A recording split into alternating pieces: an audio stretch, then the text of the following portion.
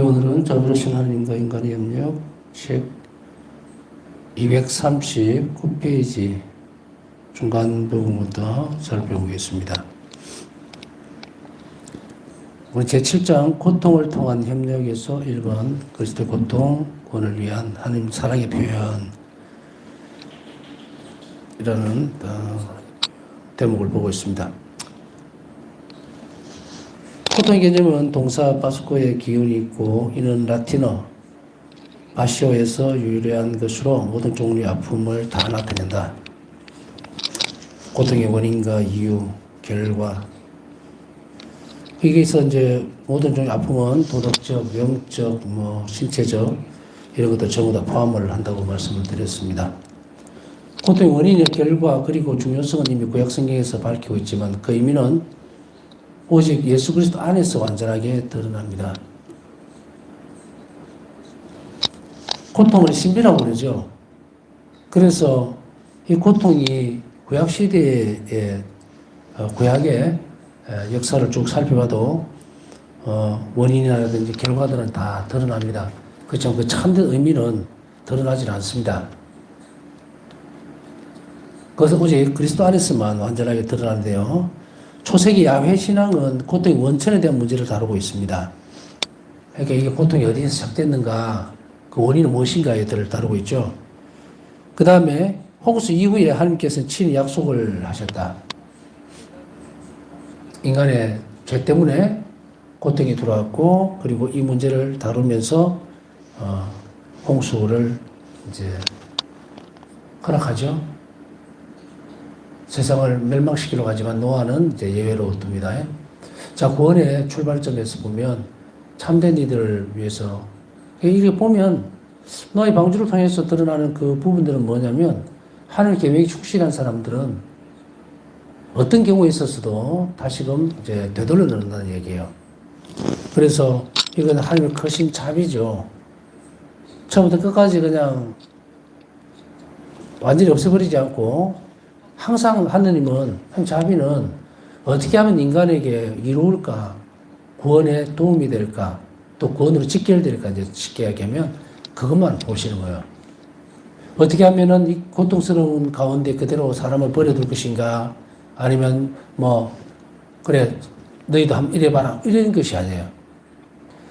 아버지의 사랑은 한결같이 인간이 고통받는 것을 원하지 않습니다. 우리가 이제 이 세상 안에서 흔히 듣는 이야기들 중에 하나가 이런 대목들이에요. 하나님 원망을 합니다. 고통 때문에. 원망을 한다는 것은 고통의 원인이 크게 있다는 이야기거든요. 그러나 하나님 우리에게 고통으로 이제 원죄 이후에 허락을 하시지만 그거를 근본으로 제공해 주신 건 아니에요.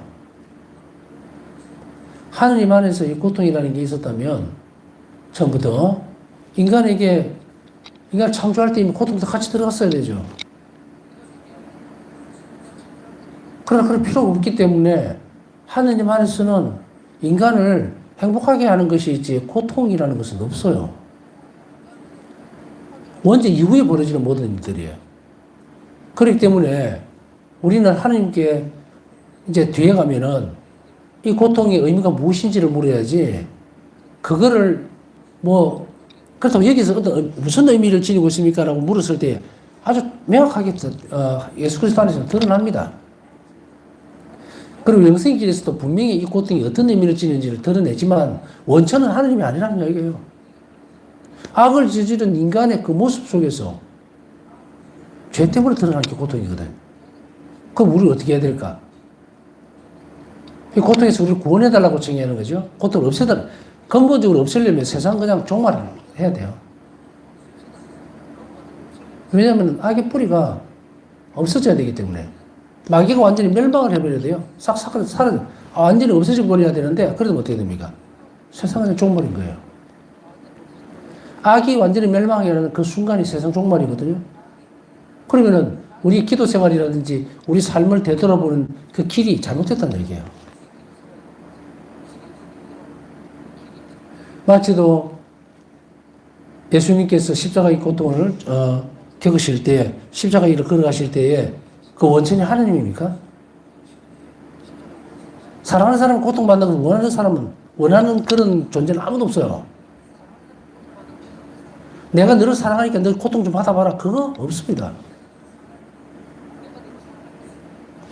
그렇기 때문에 우리 이 대목에서 무엇을 확실히 해야 되냐면, 고통의 원인 제공자는 하느님 아니에요. 하느님은 그 원인을 없애버림으로 해서 우리를 구원하고 행복하게 만들어주고 원래의 자리로 돌려놓으려는 거예요. 하느님 안에서 창조됐던 인간은 오직 행복만 있습니다. 그 불행이 없어요, 안에. 자, 우리가 이제 장림이사 때에 보면 그 부분이 나오죠.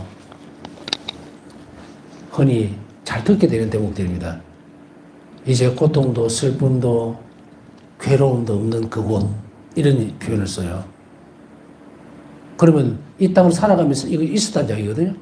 그래 하나님께 가면 그거 없단 말이에요. 그럼 이게 뻔히 드러나는 대목인데도 불구하고 우리는 하나님과 깊이 일치하거나 결합하지 못하는 방해 요소 중에 하나가 이거예요. 그래서 우리가 그리스도인들 살아가면서도 비그리스도적인 말들을 많이 한다는 거예요. 물론 이거는 잘할 때에 드라마라든지 아니면 이거를 그 동양적인 심성이라고도 표현을 하는데, 우리는 또 보면 한국인의 심성 안에 깊이 뿌리를 받고 있는 것이 뭐 여러 가지 있잖아요. 뭐 한이다 뭐다 막 이런 게 있는데 이게 그리스도하고 안 맞아요. 그리스도교회는요. 안 맞는데도 불구하고 이거 계속 갖고 있거든요. 그래서 심지어는 어떤 말까지, 물론 뭐 아주 의식을 하고 하는 말은 아닐 거예요. 아이고 내가 뭐 전생에 무슨 죄를 많이 지어서 예수님 내가 이렇게, 이 말이 안 맞죠, 그죠? 전생에 어디 있었습니까? 없었어요.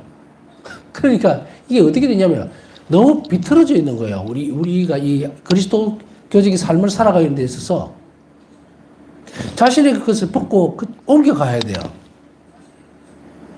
그리스도인이라는 것은 새로 태어나는 거고 하느님 나라의 백성으로 살아가야 되기 때문에 자신이 뿌리로 내리고 있는 그곳에 있는 것조차도 뛰어넘어야 된다는 얘기예요. 이걸 잘못해야 하면 정말 대단한 일이 벌어져요. 완전히 미신하고 아니면 막 다른 부분하고 막 짬뽕이 돼버린 종교적인 거하고. 절대로 그래서는 안 돼요. 우리는 기도를 하면서도 하나님과 대화하는 중에서도 은연중에 제가 아까 말씀드렸잖아요. 저도 한국 사람이고 한국 땅에서 태어났고, 그죠? 지금까지 성장했고, 영향을 다 받게 되어 있습니다. 그러나 벗어나야 돼요. 그리스도교적인 요소가 우리의 정서에 맞게 끌고 들어오면요. 이게 토착한, 이거 아무것도 아니에요, 이거는. 고유한 영역은 있을 수 있습니다. 민족 안에. 그거는 충분히 교회가 다 인정을 하지만 그게 하나님 신성성 영역 안으로 들어가면 교회적 부분하고는 부딪히면 안 돼요. 이게 기도 생활로 들어오면 더 낭패를 봅니다. 그래서 뭔가 아까 말씀드렸죠. 그런 경우는 이제는 좀 드물다고 생각하지만 뭐 그래도 짚을 건 짚고 넘어가야 되니까. 응? 연세 많은 분들이 막 자기도 모르게 그냥 아이고 전생에 내가 무슨 죄를 많이 지어서 뭐 하느님 이렇게 고통, 전생 없어요 우리. 그럼 어떻게 잘못됐어요? 신앙생활 자체가 이미 펑크가 나는 거예요. 생활이 펑크가 났다는 말은 그 한 영혼이 너무 불행해져 있다는 것으로 우리는 인식을 해야 돼요. 그냥 저 사람이 신앙생활 좀 뭐 이상해 이게 넘어갈 문제가 아니에요. 요즘 뭐 나중에 아시죠, 그죠? 그 영혼 팔아먹는 겁니다. 하나님 완전 등을 돌리는 행위예요. 뭐 잠깐 갔다 왔다고 뭐 잠깐 들여다 봤다고 되는 문제가 아니에요. 여러분들이 뭐 타로점 제가 기겁을 하죠. 자기 영혼을 팔아먹어 버립니다. 마귀한테. 완전히 성경을 거스리는 거잖아요. 사람이 대신 예수 그리스도를 통해서 구원이 이루어지고 있다는 거, 이걸 거부하는 거예요. 그래서 내 삶 전체가 하나님 손에 당신 역사 안에 들어와 있다는 것을 거절하니까 혹시나 변형된 지독한 우상숭배예요, 이게. 이렇게 되면 영혼이 망가져가지고 외형적으로 표가 안 나죠. 그러나 갈수록 점점 은총 생활에서 멀어져 버립니다. 피폐해져 버리죠, 이제. 그럼 어떻게 됩니까? 자신의 삶이 행복하고 멀어지니까 망가질 수밖에 없죠. 자, 이렇게 짚어주는 이유는 이제 우리가 이제 고통에 대한 건, 이거 참, 고통의 신비는요, 제대로 짚고 넘어 들어가야 되거든요. 고통을 통하지 않는 십자가를 통하지 않은 그런 부활은 없어요. 영광은 없다고. 하나님 닮을 수 있는 길이 없어요. 고통을 피하면. 인간이기 때문에 고통을 당해야 되지만, 인간으로서 고통을 겪을 수밖에 없는 것은 뭐 때문입니까? 죄 때문이에요. 그러면 그것에서 죄를 안 짓기 위해서 옆으로 비켜나야 되겠죠? 노력해야 되겠죠? 그러나 우리는 이런 부분에 있어서 단지 여기서 고통의 신비는 한 사람의 죄가 다른 사람에게 얼마나 치명적인 결과를 가져오는지를 뼈저리게 느껴야 되는데, 그것을 어디에서 가장 극명하게 드러났냐면 예수님 십자가에서 드러나잖아요. 그래서 여기서 드러나는 것은 고통은 죄가 만들어 놓은 거예요. 근본이, 이 단계로 보면 근본은 마귀입니다. 여기서 씨를 뿌리는 게 죄죠? 죄는 우리가 협력하는 거거든요. 그럼 그 결과가 어떻게 됩니까? 고통이 나와버리는 거예요. 마귀의 행위에 내가 협력해버리는 게 죄라면, 하나님의 일에 협력을 하는 건 뭡니까? 자비인 거예요. 그 자비를 좀 못한 순간은 죄를 지을 수 있는 가능성이 완전히 열려있다는 이야기죠. 우리가 늘 자비로운 마음으로 자비롭게 살 것을 하나님 안에서 약속하고 그리스도인의 생활 양식이에요. 이 되지 않으면 죄로 들어간다는 얘기예요. 어떤 사람이 이렇게 얘기를 하죠. 아이고, 나는요, 죄질 것도 없어요. 맨날 집에 혼자 있고, 이렇게 얘기하죠. 근데, 하루 종일 그렇게 앉아있다고 해서 죄가 없는 것인가? 틀렸습니다. 사랑하지 않는 게 죄예요. 가만히 앉아있다고 죄를 안 짓는 줄 압니까? 인간의 사랑이라는 것과 자비로운 마음을 가지지 않으면 코로 숨 마셔도 죄를 지어요. 얼마나 많은 부분에 노출이 되어 있는가. 협력해버리는 거예요. 우리는 멈춰서 있다고 해서 뭔가 방관자가 된다고 해서 죄를 안 짓는 게 아니에요. 그 죄를 뛰어넘는 것은 적극적으로 가장 사랑이라는 것을 드러낼 때, 하나님을 닮아보려고 애를 쓸 때, 그때만 죄가 지름을 넣는다고. 자, 이게 큰 어떤 틀을 잡아주는 이유는요, 여러분들이 기도 생활을 할 때나 하나님과의 어떤 만남에 있어서 자칫 잘못된 도를 놓지 말라는 이야기예요. 예수님께서는 그걸 아시기 때문에 죄 없으신 분이 십자가를 지고 가셨어요. 근데 우리 죄가 없습니까?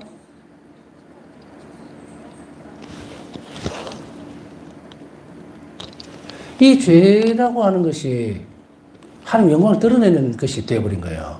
얼마나 놀라운 일입니까? 예수님께서 사람이 되셨기 때문에. 죄를 용서해 줌으로 인해서 하나님 영광이 드러나 버린 거예요. 그러면 이제 범위가 한 자비와 만나면서 바뀌어버렸죠. 은총의 순간으로.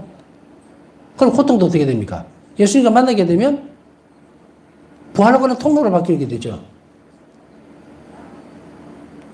예수님께서 마지막에 쭉 공생을 끝내고 이제 모든 세상의 죄를 다 짊어지고 가시면서 그 고통 속으로 들어가셨어요.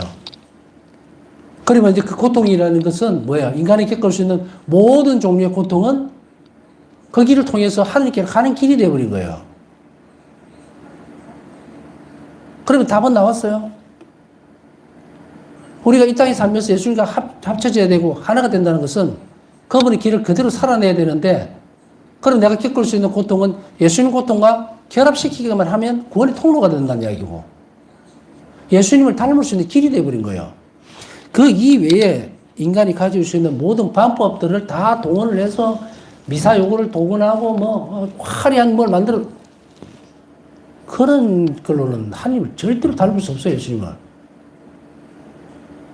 바울사성경에 예수님 분명히 고통에 대해서 말씀하시면서 자비와 연결을 짓습니다.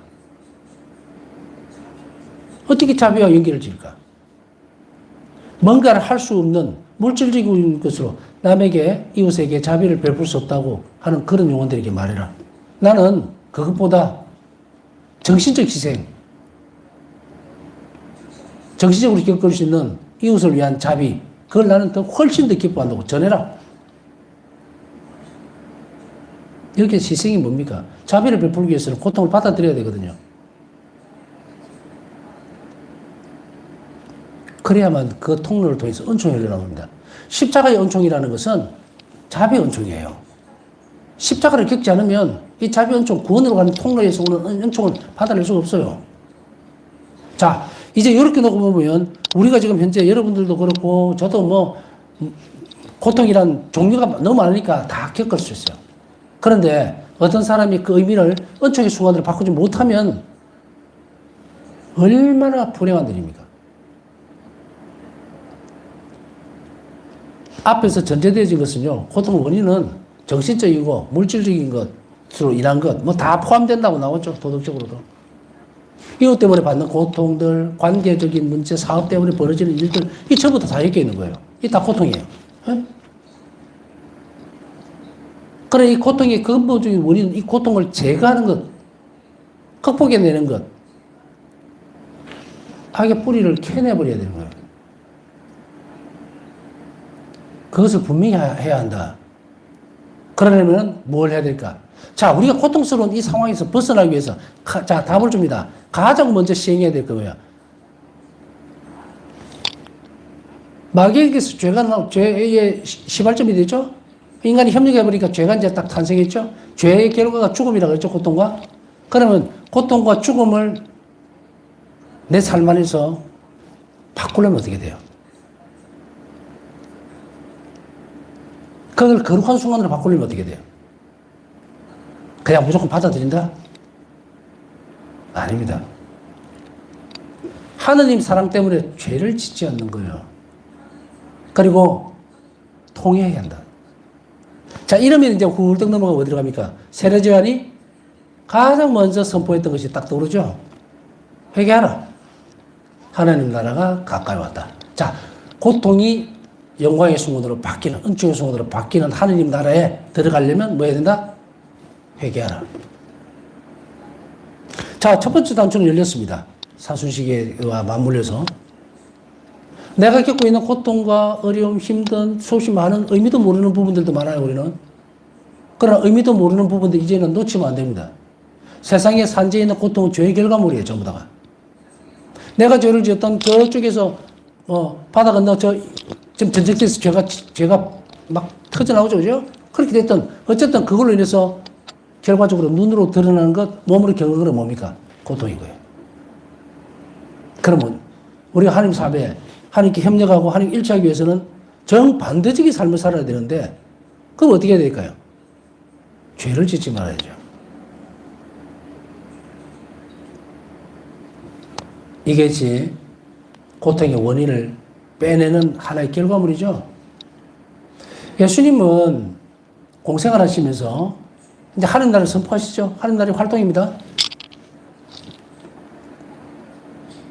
병자에게 병을 고쳐주고 나셔주고 나면 항상 전부 다 100%는 아니지만 복음에서 드러나는 건 뭡니까?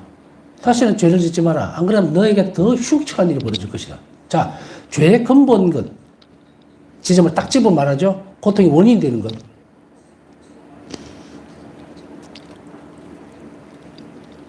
자, 고통의 원천에 대한 문제는 이렇게 다뤄봤습니다.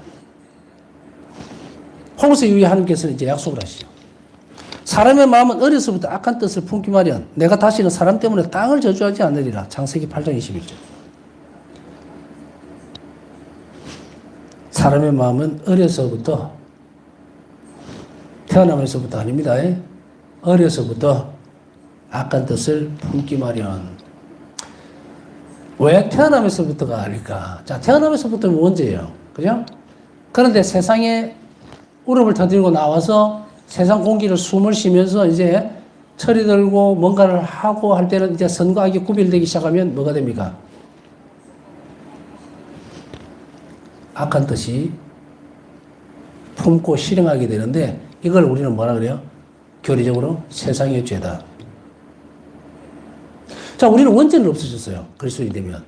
세상의 죄는 내가 짓는 죄입니다. 자, 이것을 얘기하는 거예요.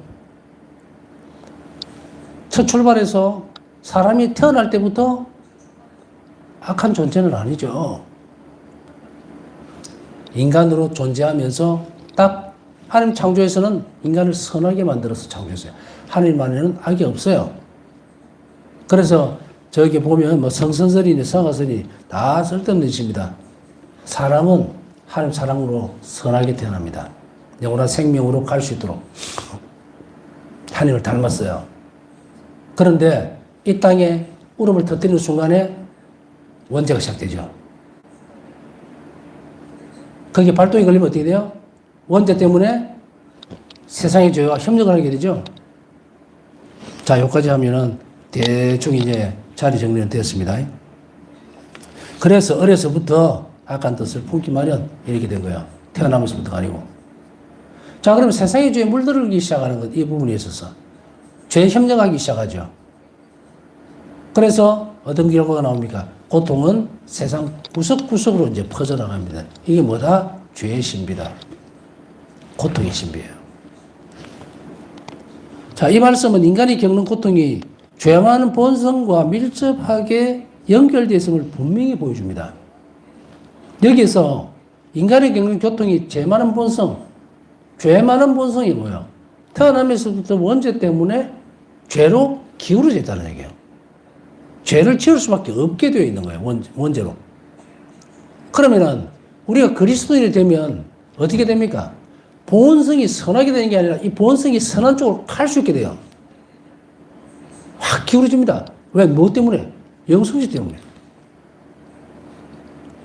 본성이라고 하는 건 태어나면서부터 가지고 있는 건데 죄 많은 본성이 갑자기 없어집니까? 아니죠.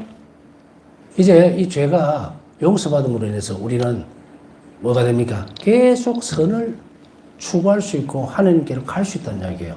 그런데 여기에서 본성의 방향을 이야기한 거예요. 어떤 사람이 세례를 받고도 성사를 소홀히 하거나 죄에 쩌들어 있으면 어떻게 됩니까? 이 본성이 악으로 기울어져 있죠. 무늬만 신자라는 말이 그 말이에요.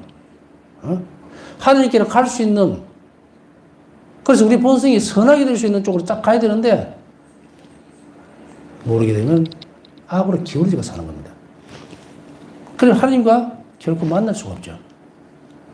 자, 고통이 어디서 출발했고 어떻게 결과가 내 삶 안에서 고통이 어떻게 들어와 있는지, 팔자소관이나 아니면 내가 뭐 단발적으로 잘못 죄를 지어서 과연 그럴까? 어쩌면요, 우리가 잘못 판단하고 행동했을 때는 하나님께 좀 멀리 떨어졌을 때 순간이면은 틀림없어요. 그러나 우리가 탕자에 비해서 알고 있다시피 남은 재산을 탈탈 털어먹고 육체적으로 도덕적으로 완전히 피폐해져 있어도 이 탕자는 아버지에게 돌아가면 모든 것이 좋을 것이라는 것을 확신하게 되죠. 그건 뭡니까?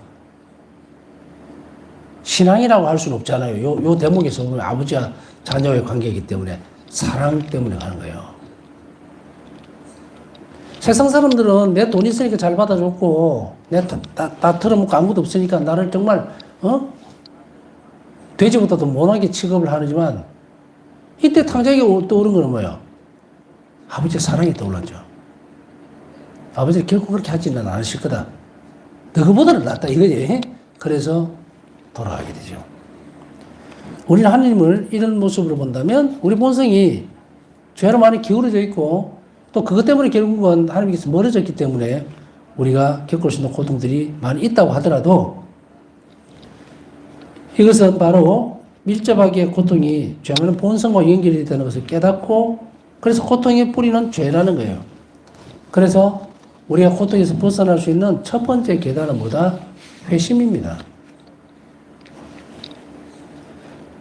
어떤 상황에서 뭔가를 해놓고 내가 고통스러운 일에 직면했을 때 그럼 어디서부터 회심을 해야 될 건가라고 얘기를 하면 처음부터 해야 돼요.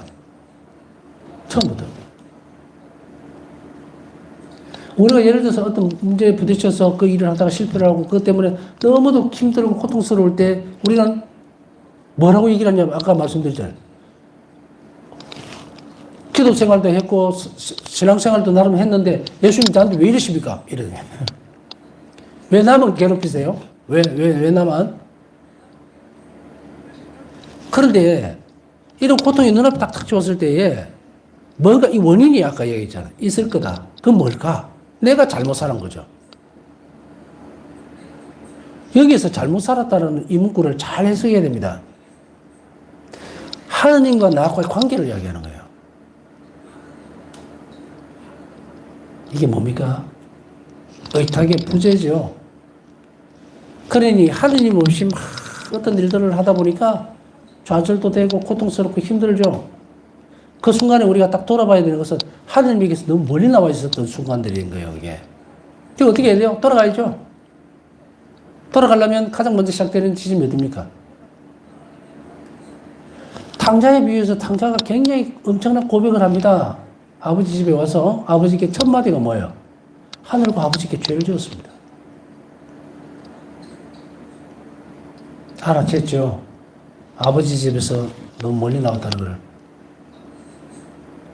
그렇지만 하나님은 기다리고 계시기 때문에 우리는 뭘 해야 될까? 그분께 돌아가야 합니다. 돌아가는데 온갖 불평과 불만을 가지면서 왜 저 사람들 잘 사는데 나는 이렇게 했을까요?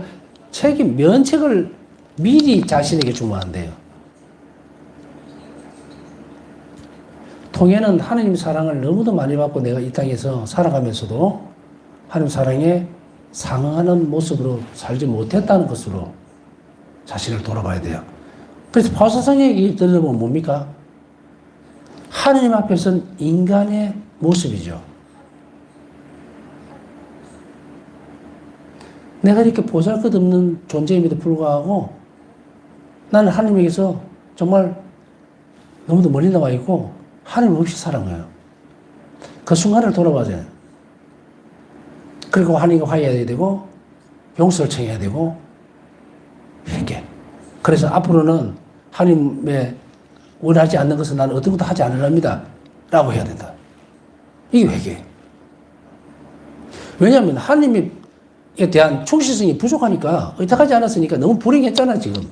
그럼 이 불행한 상태에서 치유받을 수 있는 게 뭐예요? 잘못했습니다. 이거 잘못했습니다. 제가 하나님께 의탁하지 않고 내 마음대로 살다가 엉망이 되었으니까 아버지가 정리 좀 해주세요. 그러거든요. 그래서 다음부터는 아버지 시키는 대로 할게요. 그러면 돼요.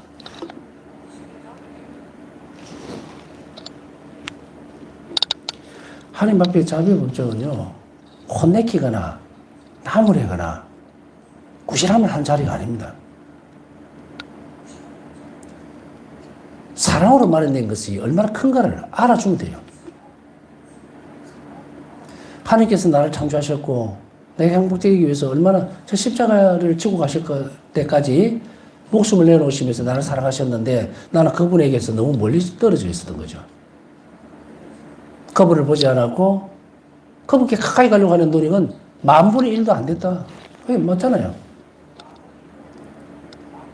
어떤 사람은 사업한다고 그냥 사업에 빠져가지고 24시간 다 싸매고 있으면서 하느님하고는 완전히 상관없이 살아놓고 쫄딱 망했으면 그거 끝이에요.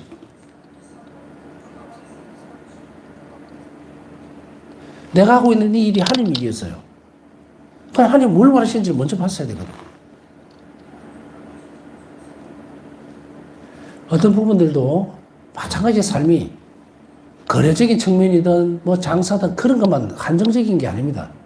어떤 사람은요, 아까 그래서 앞에서 도덕적인, 영적인 거 다 포함된다는 말은 어떤 사람은 정말 다 부유해요.